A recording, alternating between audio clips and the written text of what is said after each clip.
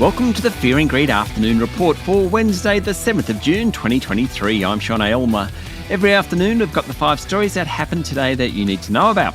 Story number 1, the Australian economy grew by just 0.2% during the March quarter, lower than economist expectations, with weak household spending and a fall in construction weighing on the economy. For the full year to the end of March, Australia grew at a 2.3% pace, down from 2.7% during 2022. Now, that result triggered a fall in the share market, and by the end of the day, the S&P ASX 200 was down 0.2% to 7,118 points. There are about the same number of companies gaining today as losing. Generally, the consumer discretionary stocks did best. Now, they're the ones that did worst yesterday following the Reserve Bank's interest rate increase. The technology, healthcare and utility sectors were also positive. Energy and financials were the worst performers. Among the large caps, National Australia Bank fell 1.5%, while Westpac was down 1.2%. Diversified miner South32 dropped 1.7%, while REA Group was off 1.4%. Aristocrat Leisure was the best of the large caps, up 1.7%, while WiseTech Global finished 1.2% higher. Story number 2, a fair bit of corporate news around today, including some pretty big share price moves. Oil group Beach Energy was the worst performing stock among the large caps at least, finishing down nearly 8% after disappointing results from its gas drilling program in the Perth Basin. Shares in dual-listed New Zealand cancer diagnostics business Pacific Edge, it's a tiddler, but its share price fell 74% today after it lost US Medicare coverage for its flagship bladder test product.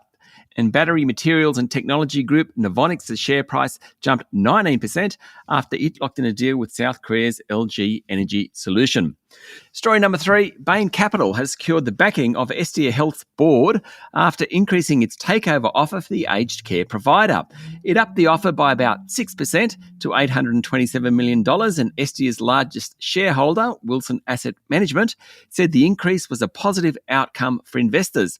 The offer is now $3.20 per share, and Estia's price jumped 13% today to $2.89. The board of Estia said it will allow Bain to undertake further due diligence for 30 days ahead of a binding offer. Estia is one of Australia's largest aged care operators, having more than 6,500 places in more than 70 homes across the country. Bain still has several hurdles to clear, hence the difference between the $3.20 offer and yesterday's $2.89 share price. Some of those include final approval from the Boston-based Bain's Investment Committee and regulatory approvals here in Australia, including from the Foreign Investment Review Board.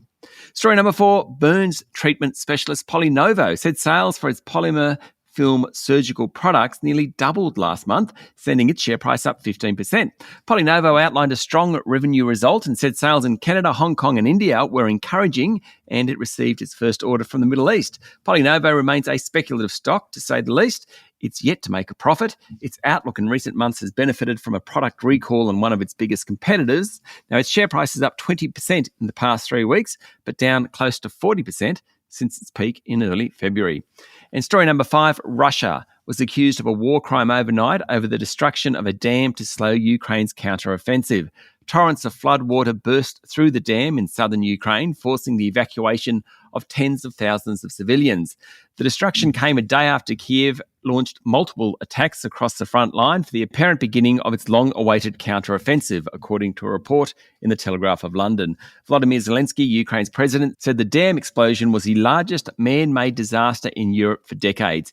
US intelligence was leaning to the conclusion that Russia had triggered the flood. Now, Russia blamed Ukraine for the destruction of the dam, terming it an act of sabotage that endangered water supplies to Russian-controlled Crimea. The dam and its hydroelectric power plant powered 3 million homes. A nuclear power plant, around 150 kilometres upstream, also used water from it to cool its reactors. That's it for the afternoon report for Wednesday, the 7th of June, 2023. Don't forget to hit follow on the podcast and find Fear and Greed on LinkedIn, Instagram, Twitter and Facebook. Join Michael Thompson and I tomorrow morning for the Fast 5 by Fear and Greed, the top 5 business stories you need to know in just 5 minutes. I'm Sean Aylmer. Enjoy your evening.